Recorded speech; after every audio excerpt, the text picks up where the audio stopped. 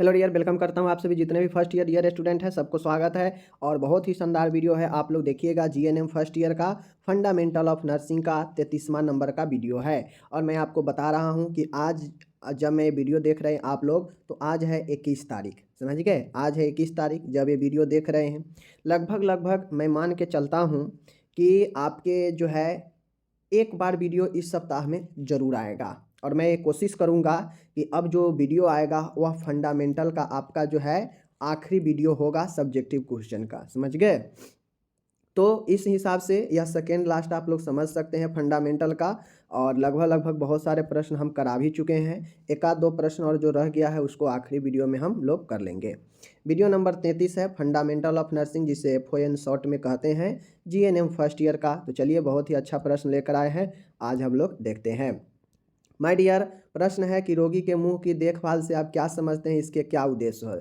मतलब mouth care के बारे में आप क्या जानते हैं। और ओरल, इसी को ओरल हाइजीन यानी मुखीय स्वच्छता या माउथ केयर ऑफ पेशेंट, मुंह की देखभाल रोगी से क्या समझते हैं, इसके क्या उद्देश्य होते हैं। तो चलिए, मुंह की देखभाल का क्या मतलब होता है, इस चीज़ को देखिए। यह विधि यानी मुंह का देखभाल मुंह को स्वस्थ रखने की प्रक्रिया कहलाती है। कोई भी चीज़ का हम देखभाल क्यों करते हैं, उसे ठीक ठाक रखने के लिए। तो उसी प्रकार से मुंह का भी देखभाल जो है मुंह को स्वस्थ रखने की प्रक्रिया कहलाती है, समझ गए। इस विधि के दौरान मुंह को बुरे स्वाद मतलब गड़बड़ स्वाद, गंदे स्वाद, दुर्गंध और जीवाणु वृद्धि से मुक्त किया जाता है। मुंह का देखभाल बेसिकली इसलिए किया जाता है कि जो स्वाद चेंज लग रहा हो, मतलब बुरे स्वाद हो, दुर्गंध भरा हो, जीवाणु का वृद्धि हो, बैक्टीरियल वृद्धि हो, इन सब के वृद्धि को रोकने के लिए मुंह की देखभाल किया जाता है। क्योंकि देखते होइएगा आप लोग कि बहुत लोग को मुंह में छाला पड़ जाता है, घाव हो जाता है, कीड़ा लगने लगता है दांतों में। तो ये सब कहीं ना कहीं मुंह में प्रॉब्लम होने के कारण, मुंह के स्वच्छता नहीं होने के कारण ही जो है होता है। मुंह की देखभाल के अंतर्गत दांतों, मसूड़ों, होठों की स्वच्छता भी शामिल है। अब मुंह का देखभाल में मुंह के आसपास के जितने भी सहायक अंग है, जैसे दांत है, मसूड़ा है, होठ है, सबका जो है ध्यान रखा जाता है देखभाल में। मुख व्यक्ति के शरीर में रोगजनक सूक्ष्म जीवों को प्रवेश का एक मुख्य द्वार या मार्ग होता है। अब हम लोग कोई भी भोजन करते हैं, कुछ भी अंगुली में मुंह डालते जो सॉरी मुंह में उंगली डालते हैं, तो न जाने इसके माध्यम से, मुंह के माध्यम से हो सकता है सूक्ष्म जीव इन्फेक्शन भी जा सकता है। तो अगर इस कंडीशन में हम मुंह को साफ करते हैं बार बार, जब भी मौका मिले मुंह को अगर आप स्वच्छ रखते हैं, तो इससे जो मुंह से अंदर जो संक्रमण जा सकता है मुंह मार्ग से, वह भी रुकता है। यदि मुंह की पर्याप्त स्वच्छता अगर नहीं रखेंगे तो बीमारी फैलने वाले रोगाणु शरीर में प्रविष्ट हो जाते हैं तथा बीमारी उत्पन्न करते हैं। तो ये सब जो चीज़ें आप लोग देखे हैं कि मुंह के स्वच्छ रखने के लिए, जीवाणु को वृद्धि से रोकने के लिए, दुर्गंध को बचाने के लिए, बुरे स्वाद को जो है सही करने के लिए, समझ गए। अब मुंह का देखभाल में दांत, मसूड़ा, होठ सबको शामिल किया जाता है। मुंह का देखभाल इसलिए भी ज़रूरी है क्योंकि मुंह के जरिए शरीर में बहुत सारे जो है सूक्ष्म जीव फैलने का एक मेन रास्ता होता है, मुंह मार्ग, समझ गए, मुख का मार्ग। इसलिए मुंह का साफ रखना बहुत ज़रूरी होता है, स्वच्छ रखना, ताकि अन्य बीमारी और रोगाणुओं को शरीर में जाने से और बीमारी होने से बचा जाए। इसलिए भी मुंह का देखभाल ज़रूरी है। तो ये जो है मुंह का देखभाल आप लोग समझ गए। अब आता है कि कुछ और अन्य बीमारी है माय डियर, जो मुंह में होता है। मुंह में अगर आपको संक्रमण होता है तो कुछ मुंह का बीमारी है जो यहाँ पे दिया गया है, समझ गए। जैसे मसूड़ों में अगर पर्दा होता है तो उसे जिंजीवाइटिस कहते हैं, मसूड़ों में पर्दा। जीभा में पर्दा ग्लोसाइटिस होता है, मतलब जिह्वा में पर्दा। रूट अवशेष दंतमूल व्रण, मतलब नहीं देखते हो जिसको खोरला कहते हैं, यह जो है होता है दंतमूल में मवाद बनने से, समझ गए। तो दांत के जड़ में घाव होता है, तो वो चीज़ें भी हो सकता है यहाँ से। एस्टोमेटाइटिस होता है, यानी मुंह गुहा के, यानी यह पूरे मुंह के इन्फेक्शन की बात करेगा। तो मुख गुहा की श्लेष्मा झिल्ली का पर्दा एस्टोमेटाइटिस होता है, मुख की पर्दा। पांचवा है रक्तस्राव युक्त ब्लीडिंग गम्स, समझ गए, मसूड़ों से रक्तस्राव जिसे ब्लीडिंग गम्स कहते हैं। कोलोसिस होता है, किलोसिस होता है, किलोसिस होता है होठों का फट जाना या होठों पर पपड़ी नुमा जम जाना। तो ये सब कुछ बीमारियां हैं जो मुंह के अपर्याप्त स्वच्छता के कारण होता है, मतलब मुंह में गंदगी के कारण जो है आपके ये सब हो सकते हैं। तो मुंह की देखभाल जो है आपको इन सब बीमारियों से भी होने से बचाता है, समझ गए। तो इस चीज़ को जो है ग्लोसाइटिस जीभ का है, जिंजीवाइटिस मसूड़ों का है, समझ गए। स्टोमेटाइटिस संपूर्ण मुंह का है, और ब्लीडिंग गम्स मतलब होता है कि मसूड़ों से रक्तस्राव, और किलोसिस मतलब होठों का फट जाना, समझ गए। अब आगे है, इस प्रकार स्पष्ट है कि मुंह के उपयुक्त साफ सफाई से समस्याओं के आसानी से रोकथाम की जा सकती है। माय डियर, अब ऊपर जो आप देखे हैं कि अगर साफ़ नहीं है तो ये सारे प्रॉब्लम हो सकता है, तो ऊपर से स्पष्ट है, जो समस्या देखे हैं उससे स्पष्ट है कि मुंह की उपयुक्त साफ सफाई से आप अन्य समस्याओं को आसानी से रोकथाम कर सकते हैं जो मुंह में होता है। जो समस्या आप लोग यहाँ पे ये सब देखे हैं 6 समस्या, यह सब मुंह का समस्या है, समझ गए, जो आपको हो सकता है मुंह के अपर्याप्त स्वच्छता के कमी के कारण, समझ गए। उद्देश्य क्या है, मुंह साफ करने का क्या उद्देश्य होता है, मरीज के मुख गुहा एवं संबंधित अंगों को संक्रमण की रोकथाम करना। अब इसका उद्देश्य यही होता है कि मुख गुहा को साफ करना, जो है इससे संबंधित अंगों को संक्रमण को रोकथाम करना, मरीज के मुंह से बदबू आने से रोकना, मरीज के दांतों को साफ रखना, मसूड़ों से रक्तस्राव को रोकना, समझ गए। उसके बाद जो है आपके होठों को जो है नमी बना के रखना, होठों को फटने से बचाना, समझ गए, तरोताजगी के लिए, स्वच्छता के लिए, अन्य संक्रमणों से होने के रोकने के लिए। तो तमाम उद्देश्य आप अपने दिमाग लगा के बिल्कुल लिख सकते हैं, कोई दिक्कत नहीं है। अब ऊपर में जो भी प्रश्न था यहाँ पे इंग्लिश दिया गया है, इंग्लिश हमने यहाँ पे दे रखा है, समझ गए। जिंजीवाइटिस गम फ्लो होता है, समझ गए। ग्लोसाइटिस इफ्यूजन ऑफ द टंग्यू मतलब जिह्वा का पर्दा होता है। रूट अब्सेस होता है जो दांत के रूट में प्रॉब्लम। एस्टोमेटाइटिस होता है जो मुंह कैविटी में इन्फ्लामेशन हो जाता है, पूरे मुंह का बात हो जाएगा यहाँ पे। ब्लीडिंग गम्स होता है कि गम्स से जो है आपके ब्लीडिंग आना, समझ गए। किलोसिस होता है क्रैकिंग ऑफ लिप्स। तो ये सारा के सारा समस्या यहाँ पे इंग्लिश में भी दे रखा है, जिसको आप आसानी से पढ़ सकते हैं। अब आता है यहाँ पे माय डियर, आपको एक एग्ज़ाम में पूछेगा कि रोगी के मुंह की देखभाल करने में नर्स का क्या रिस्पॉन्सिबिलिटी है, या रोगी की मुंह की देखभाल की नर्सिंग केयर को विस्तार से बनाए। चाहे आपके नर्सिंग देखभाल का केयर पूछ ले ओरल केयर में, या फिर ओरल हाइजीन के बारे में पूछ ले, तो आपको जो है नर्स का केयर कैसे बताना है, नर्स का रिस्पॉन्सिबिलिटी ओरल केयर में कैसे बताना है, चलिए देखते हैं। प्राथमिक मूल्यांकन प्रीलिमिनरी, देख लीजिए प्रीलिमिनरी, समझ गए ना। प्रीलिमिनरी मतलब प्राथमिक मूल्यांकन, समझ गए ना। प्रीलिमिनरी मतलब प्रीलिमिनरी असेसमेंट, प्राथमिक मूल्यांकन। सबसे पहले अगर आप नर्स है, एज ए नर्स है, तो एज ए नर्स आपको एक चीज़ का ध्यान रखना पड़ता है कि सबसे पहले मुख गुहा की स्थिति के जांच करते हैं कि किस प्रकार का कंडीशन में अभी हमारा मुंह है। मरीज की चैतन्य स्थिति को जांचें। मरीज को क्या करते हैं, उसके कॉन्शियसनेस लेवल को जांचते हैं, समझ गए। मरीज के स्वयं देखभाल करने योग्य है या नहीं, इसकी भी जांच करते हैं कि मरीज जो है खुद से जांच कर पा रहा है या नहीं कर पा रहा है, इसके जांचते हैं। तो आकलन में यही सब ना होता है, पहले कंडीशन को ही जो है हम लोग चेक करते हैं, समझ गए। मरीज के यूनिट में उपलब्ध सामान को जांचें। अब जो मरीज है उसके यूनिट में जो जो सामान सब उपलब्ध है उसको जांचना चाहिए। चिकित्सक द्वारा आदेश का पालन करें। क्या करना चाहिए, डॉक्टर के द्वारा जो निर्देश हो उसका पालन करें। मरीज की सामान स्थिति कैसी है इसको भी देखें। तो ये सब होता है प्रीलिमिनरी जो है असेसमेंट होता है, जो हम मुंह की स्वच्छता देखभाल करने से पहले ये सब चीज़ों को देखते हैं कि मरीज कॉन्शियस है या नहीं है, मुंह किस स्थिति में है, मरीज देखभाल करने खुद से योग्य है या नहीं है, मरीज की यूनिट में सामान उपलब्ध है या नहीं है, डॉक्टर के आदेश का पालन करें, समझ गए, मरीज की स्थिति को चेक करें। तो ये सब कुछ जो है वह देखभाल करने से पूर्व का तथ्य है, जिसको ध्यान में कुछ बातें को रखनी चाहिए। अब समझ गए। चलिए, अब रही नर्स की जिम्मेदारी की बात, तो आगे हम लोग सामान की तैयारी करते हैं। सामान की तैयारी में कुछ सामान आपको रखने पड़ेंगे मुंह की देखभाल करने में। तो इधर आपका सामान है, आर्टिकल है, इधर उद्देश्य है, उस सामान का क्या उद्देश्य होता है इधर दिया गया है, समझ गए। अब ऐसा नहीं है कि आपको लाइन बाय लाइन मैं यहाँ पे जो पढ़ाने जा रहा हूँ ऐसे ही लाइन बाय लाइन आपको भी बनाना है। अब आपको मैकिंटोश पहले नहीं याद आ रहा, पहले आर्टरी फोर्सेप्स याद आ रहा है, तो पहले आर्टरी फोर्सेप्स ही लिख देंगे। इसका क्या काम होता है वो लिख देंगे सामने। तो यही आपका सामान और उद्देश्य होता है, ठीक है ना। जैसे मैकिन्टोश है, तो मैकिन्टोश का काम होता है कि चूँकि मुँह का देखभाल में पानी का इस्तेमाल होगा, तरल का इस्तेमाल होगा, तो उससे बेड गीला हो सकता है। तो बेड को बिस्तर को ख़राब होने से बचाने के लिए मैकिन्टोश का इस्तेमाल करते हैं। मैकिन्टोश पर जो पानी-वानी या जो भी गीला होगा, वह मैकिन्टोश अपने ऊपर ही रखता है, बिस्तर पर नहीं जाने देता है। समझ गए ना? तो आप लोग देखते भी होइएगा, बेड पर मैकिन्टोश जो है जो है वाटर क्या होता है, यह वाटर प्रूफ होता है, जो बिस्तर को गीला होने से, खराब होने से बचाता है। फेस टॉवेल के काम है, टॉवेल के क्या काम है? मुँह पोंछने हेतु, तो ये भी ज़रूरी है, समझ गए? आर्टरी फोर्सेप्स के काम होता है कि ऐसा थोड़ी ना है कि मुँह में आप अपने उँगली लगा के मुँह को साफ़ कीजिएगा, तो उसके लिए एक चिमटा के आकार का जो है कुछ इस प्रकार से माय डियर फोर्सेप्स बना होता है, चिमटा के आकार से, समझ गए? जिससे पकड़ कर स्वेब जो कॉटन होता है उसको पकड़ के मुँह को चारों साइड में साफ़ करने में काम आता है, समझ गए? मुँह के अंदर साफ़ करने में फोर्सेप्स से पकड़ कर, चिमटा के भांति होता है या फोर्सेप्स, इससे पकड़ कर स्वेब को चारों साइड मुँह में जो है राउंड करवाते हैं, जिससे मुँह को चारों साइड आराम से साफ़ होता है, ओके?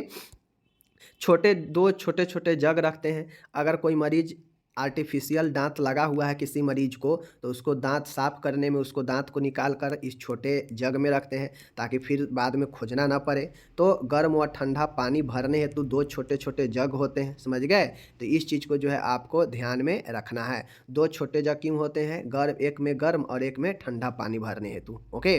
किडनी ट्रे क्यों होता है? किडनी ट्रे का काम होता है कि जो व्यर्थ का पानी हो उसको रूम में तो नहीं ना फेंक देंगे, तो इसी किडनी ट्रे में बेकार पानी को हम लोग जमा करके रखते हैं, जो मुँह धुलने के बाद निकलता है, समझ गए? पेपर बैग का काम होता है कि इसमें गंदे पोहे यानी मुँह साफ करने के बाद जो पोहे निकलता है स्वेब, उसको इसी पेपर बैग में रखते हैं, इकट्ठा करते हैं, समझ गए? 2 छोटे-छोटे कटोरे होता है। अब यहाँ पे देख लीजिए, 2 जग है तो वहाँ पे गरम ठंडा पानी, 2 कटोरे है तो 2 छोटे दोनों अगर ऊपर-नीचे अगर दाँत लगा है तो नकली दाँत को रखने हेतु 2 छोटे-छोटे कटोरे होते हैं, समझ गए? माउथ गैग होते हैं। माउथ गैग आप लोग अगर नहीं समझ रहे हैं तो गूगल पर सर्च मार के देख लीजिएगा। माउथ गैग मैं पहले भी बता चुका हूँ कि मुँह में लगा देते हैं ताकि मुँह बंद ना हो, मुँह खुला रखें, समझ गए ना?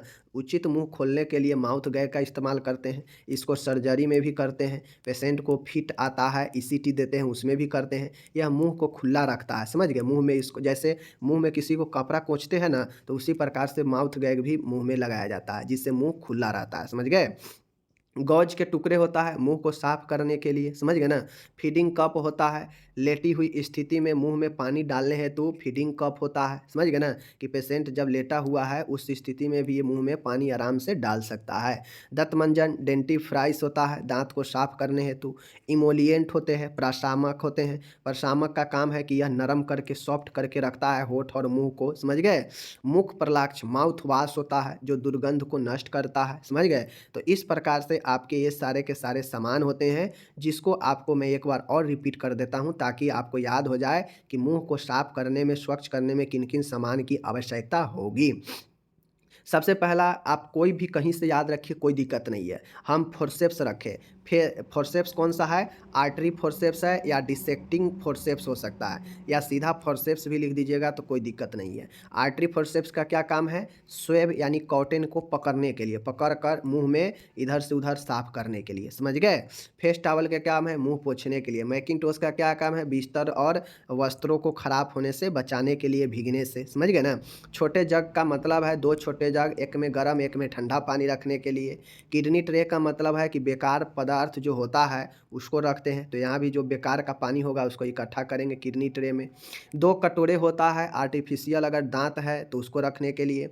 माउथ गार्ड का काम होता है मुँह खोलने के लिए। गौज के टुकड़े का काम होता है मुँह को साफ करने के लिए। पेपर बैग का काम है जो स्वेब निकलेगा उसको जो है गंदे पोहे को इकट्ठा करने के लिए। फीडिंग कप का मतलब है कि मरीज में के मुंह में पानी डालने हेतु।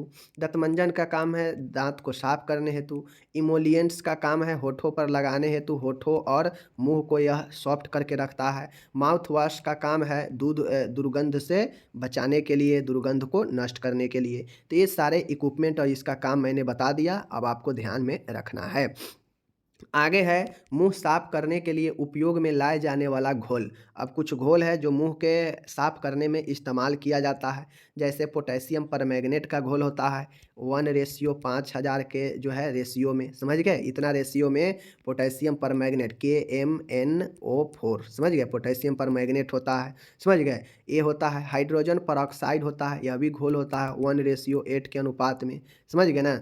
एंड तीसरा है NS होता है नॉर्मल सलाइन। नॉर्मल सलाइन का काम मुंह साफ करने में, घाव साफ करने में, सब में इसका काम आता है। तो इस चीज़ को आपको समझ कर रखना है। नॉर्मल सलाइन का ही नाम होता है सोडियम क्लोराइड। ओके, चलिए, तो ये तीनों नाम याद रखिएगा, तीनों घोल। अब आता है इमोलिएंट्स। अब जो आप लोग इमोलिएंट प्रशामक जो देखे हैं ना, वह मुंह को सॉफ्ट करने के लिए, मुंह को जो है अच्छा महसूस कराने के लिए जो है यह लगाया जाता है। जैसे मलाई या मक्खन, क्रीम और बटर का भी इस्तेमाल मुंह में, देखते हो या किसी का मुंह फटता है तो उसको जो है गांव में मलाई मक्खन लगा देता है। क्यों? क्योंकि यह इमोलिएट के काम करता है, सॉफ्ट करके रखता है, समझ गए। सफ़ेद भैसलीन आता है, यह भी मुंह को जो है स्वच्छ में मदद करता है, हाइजीन में, समझ गए। तरल पैराफिन आता है, लिक्विड पैराफिन होता है। जैतून का तेल, ओलिव ऑयल, ग्लिसरीन बोरेक्स होता है। तो ये सब इमोलिएंट्स है, प्रशामक है, जो मुंह को क्या करता है, सॉफ्ट बनाकर ओठों को फटने से रोकता है, समझ गए। याद रखिएगा, मलाई या मक्खन, सफ़ेद भैसलीन, तरल पैराफिन, जैतून का तेल और ग्लिसरीन बॉक्सेज। ओके, अब मरीज एवं यूनिट की तैयारी। अब हम लोग सामान देख लिए कि कौन कौन सा सामान है, क्या काम है, कौन सा सॉल्यूशन तरल होगा इस्तेमाल, समझ गए, कौन सा इमोलिएंट्स होगा इस्तेमाल, ये सारा चीज़ देख लिए। अब देखेंगे मरीज और उसके यूनिट की तैयारी कैसे करना है। तो इसके लिए यदि मरीज चेतन में हो, कॉन्शियस हो, तो पहले इस प्रक्रिया को बारे में उससे समझा दें कि कैसे हम आपके साथ काम करने वाले हैं, समझ गए। दूसरा है मरीज को आरामदायक पोजीशन, कंफर्टेबल पोजीशन दें। मरीज यदि शर्मीला, साई हो तो उसे एकांत प्रदान करें, पर्दा लगा दे चारों साइड में, समझ गए। यदि मरीज चैतन्य कॉन्शियस हो तो उसे बैठी हुई स्थिति में लाए, यानी फाउलर स्थिति में प्रदान करे मुंह का देखभाल, समझ गए। पांचवा है उसके सामने कार्डियक टेबल रखकर उस पर सारा सामान रख ले। आप पेशेंट को फाउलर पोजीशन में बैठाएंगे तो उसके सामने सारा कार्डियक टेबल पर सारा सामान रख दे जो मुंह साफ करने में इस्तेमाल होगा। मरीज एवं नर्स के सुविधा अनुसार सामान रखे ताकि सामान लेने में कोई परेशानी न हो। मरीज एवं नर्स के सुविधा अनुसार सारे सामान को रखना चाहिए ताकि जो है कोई भी सामान लेने में जो है परेशानी न हो। यदि मरीज ने नकली दांत, डेंचर लगा रखा है तो उसे निकाल कर स्वच्छ जल में भरे कटोरे में रख दे। अब माय डियर, अगर वही चीज़ें हैं कि अगर नकली दांत आदमी लगा रखा है तो उसके निकाल कर रख दे। मैकिंटोश एवं फेस टॉवल को वक्ष पर बिछा दे, समझ गए। मैकिंटोश को बेड पर बिछा दे, फेस पर, वक्ष पर, और फेस टॉवल को भी बिछा दे ताकि बॉडी में जो वस्त्र है, जो कपड़ा है, वो न भीगे, न बर्बाद हो। यदि मरीज अचेतन हो या स्वयं साफ सफाई करने में असमर्थ हो तो मरीज को साइड लाइंग पोजीशन या लेफ्ट लेटरल पोजीशन में लिटा दे। अगर मरीज जो है कॉन्शियस नहीं है, चेतन नहीं है, अचेतन में है, तो फिर उसे सुलाकर उसका मुंह का देखभाल करेंगे। अगर मरीज चेतन है, सब चीज़ बूझ रहा है, समझ रहा है, तो उससे प्रक्रिया के बारे में बता देंगे और उससे फाउलर पोजीशन में बैठाकर मुंह का देखभाल देंगे, समझ गए। अगर चेतन में नहीं है, बेहोश है मरीज, तो उससे साइड लाइंग पोजीशन या लेफ्ट लेटरल पोजीशन में लिटाने के बाद मुंह का देखभाल करेंगे। ओके, आगे है किडनी ट्रे को मरीज के गाल के पास रखें ताकि उससे व्यर्थ जल एकत्रित हो सके। अब जब मुंह का देखभाल करेंगे तो जो किडनी ट्रे जो व्यर्थ पानी को इकट्ठा करने के लिए है, इससे मरीज के गाल के पास रखेंगे ताकि जो भी पानी मुंह से निकले वह किडनी ट्रे में ही इकट्ठा हो, समझ गए। तो ये सारे चीज़ को ध्यान में रखना चाहिए आपको, और रखना ही इम्पोर्टेंट है। तो इस प्रकार से आप मरीज के तैयारी करवा सकते हैं। मरीज को जो है जांच के लिए, मुंह का देखभाल करने में आप इस प्रकार से मरीज और यूनिट की तैयारी आप कर सकते हैं, समझ गए। तो ये सारा का सारा मैंने आपको अच्छे से पढ़ा दिया, समझा दिया। अब कोई भी पूछे मुंह का देखभाल क्यों करते हैं, कौन सामान लगता है, कौन सोल्यूशन लगता है, तो झट से बता देना है, ठीक है ना। चलिए, अब हम आपको ले चलते हैं अगले प्रश्न की तरफ, जहाँ पे आप देखिएगा एक ज़बरदस्त और भी ज़बरदस्त प्रश्न जिसको एग्ज़ाम में 5 नंबर में पूछा जाता है। प्रश्न यहाँ पे है, व्यक्तिगत स्वच्छता का क्या अर्थ है, उद्देश्य और महत्व को बताएं। माय डियर, पर्सनल हाइजीन के बारे में एग्जाम में आपके आते रहते हैं। ज़्यादा नहीं 5 नंबर में पूछेगा कि पर्सनल हाइजीन के क्या उद्देश्य या फिर क्या महत्व है बताइए। तो चलिए आज हम लोग पर्सनल हाइजीन के बारे में देखते हैं। माय डियर, हाइजीन दो तरह के होता है, एक होता है पर्सनल व्यक्तिगत स्वच्छता और एक होता है आपका पर्यावरणीय स्वच्छता। पर्यावरण के लिए जो स्वच्छता जरूरी है वो पर्यावरण के लिए होगा, जो खुद के स्वास्थ्य के लिए बेहतर होगा वह जो है आपके खुद का स्वयं स्वच्छता होगा, व्यक्तिगत स्वच्छता। ओके, व्यक्तिगत स्वच्छता विशेष रूप से स्वच्छता के विकास हेतु प्रयुक्त की गई है। समझ गए? क्या है? व्यक्तिगत स्वच्छता विशेष रूप से स्वच्छता के विकास के लिए प्रयुक्त की गई है, जिससे शरीर के सभी अंगों की स्वच्छता पर ध्यान दिया जाता है। व्यक्तिगत स्वच्छता में व्यक्ति के संपूर्ण शरीर की उपयुक्त तरीके से देखभाल शामिल है। व्यक्तिगत स्वच्छता का मतलब होता है कि कोई व्यक्ति अपने संपूर्ण शरीर का देखभाल किस प्रकार से कर रहा है, नहीं कर रहा है, और यह व्यक्तिगत स्वच्छता जो है स्वयं के देखभाल से संबंधित होता है, संपूर्ण शरीर के देखभाल से संबंधित होता है। समझ गए? जिसमें व्यक्ति के शरीर में सभी अंगों को स्वच्छता के बारे में ध्यान दिया जाता है। समझ गए ना? अस्पताल में भर्ती मरीज की व्यक्तिगत स्वच्छता बहुत ज़रूरी होती है। अब जो मरीज अस्पताल में भर्ती है उसका पर्सनल हाइजीन होना बहुत ज़रूरी है, खुद का स्वच्छता होना बहुत ज़रूरी है, क्योंकि वहाँ कई बीमारियों से व्यक्ति लड़ रहा होता है। खुद का बीमारी होता है, आसपास भी बीमारी वाला रहता है, तो वह एक नहीं अनेक बीमारियों से लड़ रहा होता है। अतः उसकी साफ़ सफाई व उसके आसपास की भी साफ़ सफाई करना बहुत ज़रूरी है। इसीलिए जो बीमार व्यक्ति अस्पताल में भर्ती होता है उसको अपने साथ साथ जो है बहुत सारे जो है सफाई की उसके आसपास की भी ज़रूरत होती है, जिससे उसके स्वास्थ्य में उन्नति हो। अब स्वच्छता इसलिए ज़रूरी है क्योंकि यह स्वास्थ्य जो है आपके स्वास्थ्य को उन्नत बनाता है, बेहतर बनाता है, और वह जल्दी ठीक होकर अपने घर जा सके। अब जब स्वास्थ्य में बेहतर होगा तभी तो वह जल्दी से ठीक होकर घर चला जाएगा। तो इसके लिए जो है उसके स्वच्छता बहुत ज़रूरी है। कुछ मरीज स्वयं अपनी स्वच्छता का ध्यान रखने में असमर्थ होते हैं। कुछ ऐसे व्यक्ति होते हैं जो अपना काम खुद से नहीं कर पाते हैं, असमर्थ होते हैं, तो वह अपना से ध्यान रखने में असमर्थ होते हैं। उनके लिए नर्स को अपने रोगी के व्यक्तिगत स्वच्छता को बनाए रखने के लिए पूर्ण प्रयास करना चाहिए। अब जो व्यक्ति अपना ध्यान खुद के लिए नहीं रखे तो उसके लिए नर्स होते हैं अस्पताल में, जिसको अपने रोगी का व्यक्तिगत स्वच्छता बनाए रखने के लिए पूर्ण प्रयास करना चाहिए। और व्यक्तिगत स्वच्छता व्यक्ति के स्वास्थ्य को उन्नत बनाता है, जिससे अस्पताल से जल्दी छुट्टी होने में मदद करता है, स्वास्थ्य में बेहतर होने में मदद मिलता है। तो व्यक्तिगत स्वच्छता का बहुत सारे फायदा होता है। तो इस हिसाब से व्यक्तिगत स्वच्छता अगर कोई मरीज खुद से कर रहा है तो ठीक है, अगर कोई खुद से नहीं कर रहा है तो नर्स को उसको सपोर्ट करनी चाहिए अपने रोगी को। समझ गए? तो यही हमारा व्यक्तिगत स्वच्छता है जो संपूर्ण शरीर के अंगों के स्वच्छ रखने से संबंधित है, जिसमें व्यक्ति अपने शरीर को जो है स्वच्छ रखने के लिए काम करता है। समझ गए ना? तो यही व्यक्तिगत स्वच्छता होता है। व्यक्तिगत स्वच्छता के उद्देश्य क्या है? तो व्यक्तिगत स्वच्छता का उद्देश्य यही है कि यह स्वास्थ्य में वृद्धि मिलता है, इससे स्वयं को रोगों से बचाया जाता है। समझ गए? दूसरों को रोगों से बचाना। अब जब आप खुद को स्वच्छ रखेंगे तो आपसे जो रोग दूसरों में होगा वह रोग नहीं होगा। अस्वस्थता को कम करना। अब जब आप स्वच्छ रहेंगे तो आपके अंदर जो है स्वास्थ्य में गड़बड़ी कम होगा, यानी अस्वस्थ होने कम होंगे। सर्वोत्तम स्वास्थ्य की प्राप्ति, आपको जो है सबसे बेस्ट जो है हेल्थ मिलेगा अगर आप स्वच्छ रहेंगे तो। संक्रमणों पर नियंत्रण होगा। समझ गए ना? आप इन्फेक्शन पर कंट्रोल कर पाएंगे।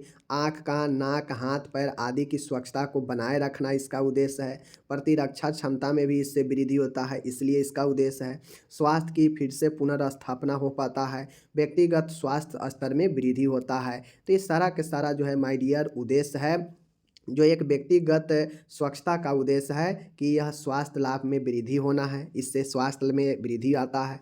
स्वयं को रोगों से बचाना इसका उद्देश्य है। इसका उद्देश्य ये भी होता है कि दूसरों को भी बचाया जाए रोगों से। अस्वस्थता को मतलब अनहेल्थ को, अनहाइजीन को रोका जाए। समझ गए? सर्वोत्तम स्वास्थ्य की प्राप्ति के लिए इसका एक उद्देश्य भी है। संक्रमण पर नियंत्रण हो, इसके लिए भी इसका एक उद्देश्य है हाइजीन का। समझ गए? Personal hygiene. आँख, कान, नाक, हाथ, पैर आदि का स्वच्छता बनाए रखना भी इसका एक उद्देश्य है। प्रतिरक्षा क्षमता में वृद्धि करना भी इसका एक उद्देश्य है। स्वास्थ्य की पुनर्स्थापना और व्यक्तिगत स्वास्थ्य स्तर में सुधार वृद्धि होना ही इसका एक उद्देश्य है। अब आता है पर्सनल हाइजीन की क्या इम्पोर्टेंस है, क्या महत्व है। तो चलिए इसके महत्व को भी बताते हैं। तो जो लोग उद्देश्य को समझ गए होंगे वह इसका जो है महत्व को भी बड़ी आसानी से समझ जाएंगे। कैसे? यह व्यक्ति को साफ सुथरा रखने के लिए आवश्यक होती है। अब ये जो ये जो आपका पर्सनल हाइजीन है, इसका महत्व ये है कि यह व्यक्ति को साफ-सुथरा रखने के लिए आवश्यक होती है। पर्सनल हाइजीन का महत्व ये है कि व्यक्ति को अगर साफ-सुथरा रखना है, तो उसके लिए पर्सनल हाइजीन आवश्यक है। समझ गए? चूँकि पर्सनल हाइजीन का मतलब ही है कि साफ-सुथरा होना, समझ गए ना? व्यक्तिगत स्वच्छता व्यक्ति को सुंदर बनाए रखती है, समझ गए? बिल्कुल सही है। व्यक्तिगत स्वच्छता से व्यक्ति की त्वचा समान रहती है, नॉर्मल रहता है।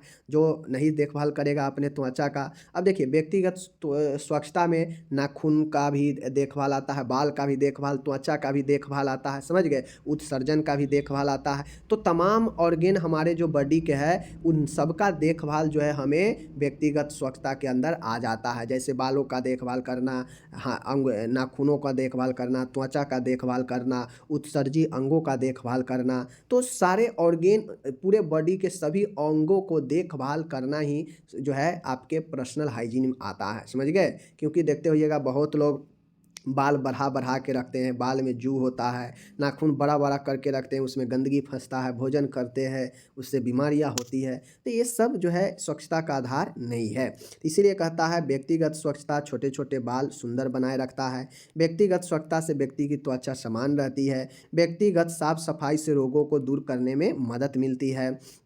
व्यक्तिगत साफ-सफाई से मरीज के सारे अंगों की देखभाल हो जाती है, समझ गए? व्यक्तिगत स्वच्छता मरीज की भूख बढ़ाने में भी सहायक होती है, समझ गए? व्यक्तिगत स्वच्छता मरीज को अच्छी नींद लाने में सहायक होती है। व्यक्तिगत स्वच्छता बनाए रखने में समाज में भी अच्छा प्रभाव पड़ता है। व्यक्तिगत स्वच्छता बनाए रखने से मरीज को संक्रमण होने से बचाया जा सकता है। व्यक्तिगत स्वच्छता मरीज के स्वास्थ्य को उन्नति बनाए रखने में भी मदद करता है। तो जो व्यक्तिगत स्वच्छता को समझ लिए, वह आराम से इसके महत्व को, उद्देश्य को लिख सकते हैं। अगर जो लोग अभी भी नहीं समझे कि व्यक्तिगत स्वच्छता होता क्या है, तो समझिए आप कुछ नहीं समझे। खुद के बारे में आप कितना सोचते हैं, खुद के बारे में आप कितना साफ-सुथरा रख पाते हैं, यही व्यक्तिगत स्वच्छता हो जाता है। अब आपके बॉडी में कौन-कौन से ऑर्गेन हैं जिसको आप साफ-सुथरा रखते हैं? बाल हो गया, नाखून हो गया, त्वचा हो गया, उत्सर्जी अंग हो गया, तमाम ऐसे आपके बॉडी में ऑर्गेन है जिसको साफ-सुथरा रखना ज़रूरी है, वरना उससे बीमारी जो है आपके बॉडी में हो सकता है। तो उन सारे ऑर्गेन जिससे हमें बीमारी हो सकता है देख-रेख नहीं करने पर, तो वही व्यक्तिगत स्वच्छता हो जाता है और व्यक्तिगत स्वच्छता से व्यक्ति को स्वास्थ्य में उन्नति मिलता है, तो अच्छा चमकीला अच्छा दिखता है, साफ-सुथरा रहता है, समझ गए? अन्य अंगों की देखभाल हो जाता है इसके साथ में, समझ गए? भूख बढ़ता है, नींद अच्छा लगता है, माइंड अच्छा रहता है, मन स्वस्थ रहता है, समाज में इसका अच्छा प्रभाव पड़ता है, संक्रमण का रोकथाम होता है, समझ गए ना? तो अन्य रोगों को दूर भगा सकते हैं, समझ गए? व्यक्ति सुंदर दिखता है, साफ-सुथरा रहने के लिए व्यक्ति को ये सब आवश्यक होता है। तो इस प्रकार से ये सारे के सारे महत्व हैं, मैंने आपको बता दिया, डिस्कस कर दिया। अब आप लोग इसको पीडीएफ मिल जाएगा डिस्क्रिप्शन में, डाउनलोड कर लीजिएगा, ठीक है? यहाँ पे इंग्लिश दिया गया है, इंग्लिश में भी आप लोग डाउनलोड कर लीजिएगा। हम मिलेंगे अगले वीडियो में आपसे, तब तक अपना ख्याल रखिए। धन्यवाद।